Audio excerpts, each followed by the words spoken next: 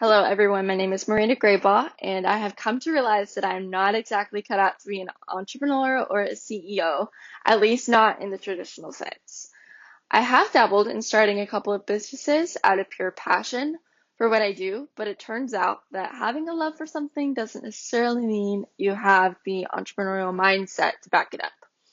For example, my first venture was a clothing business, and it did not make it because I was so focused on doing this thing that I loved and getting out this product that I loved. And I was so focused on the general scheme of things that I didn't take the time to focus on the details and focus on my mindset.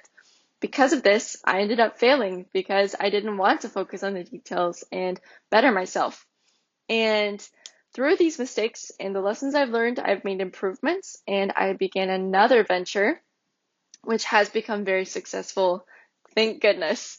Even though being a successful CEO is a dream of mine, I've accepted that my role might be more effective from the sidelines, just supporting and cheering on those who are in charge.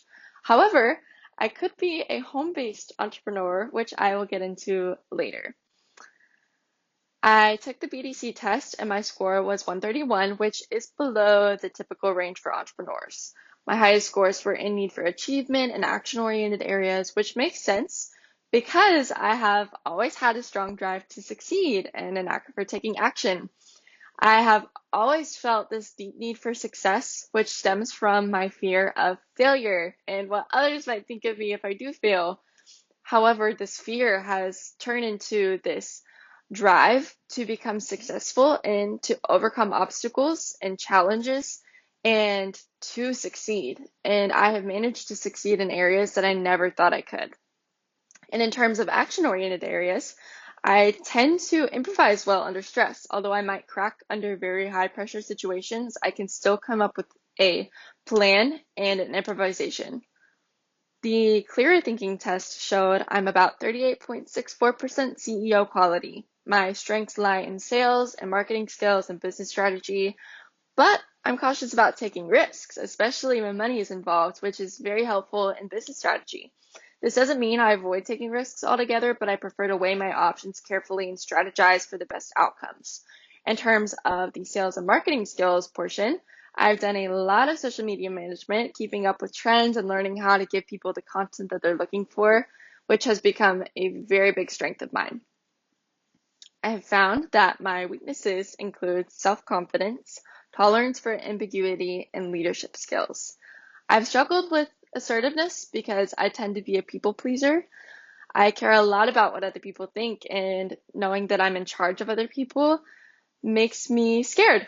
My lack of confidence and my fear of judgment can make leadership so daunting for me because I crack under pressure, I'm quite sensitive, and CEOs generally need to be confident and resilient and capable leaders.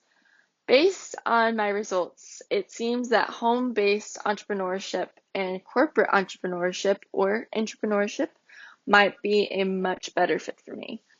Running a small, manageable business from home, like an Etsy shop or a clothing shop or a photography business as I do, aligns with my preference for lower pressure and more flexibility. I'm a very busy person, and being able to base my schedule around what I do at home is such a good thing. It allows me to pursue my passions at my own pace without the stress of managing a large team.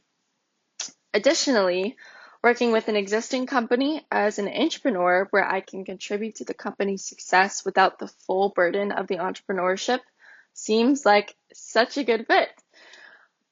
In a real life example, my best friend Ellie, who runs such a successful photography business from home, has been a great example of how to balance work and personal life. She has shown me the ropes of being my own boss and communicating and figuring out pricing and all these different aspects that you need. And she is such a good example of a home-based entrepreneur. In terms of an entrepreneur, designing products or working on innovative projects within a company like Bath and Body Works, such as scents or their cartons or containers, is appealing because it allows me to be creative and take calculated risks without bearing the entire risk of a startup. Well, I might not be destined to lead like Steve Jobs or handle stress like a top CEO. I believe I do have valuable strengths that can contribute in other ways.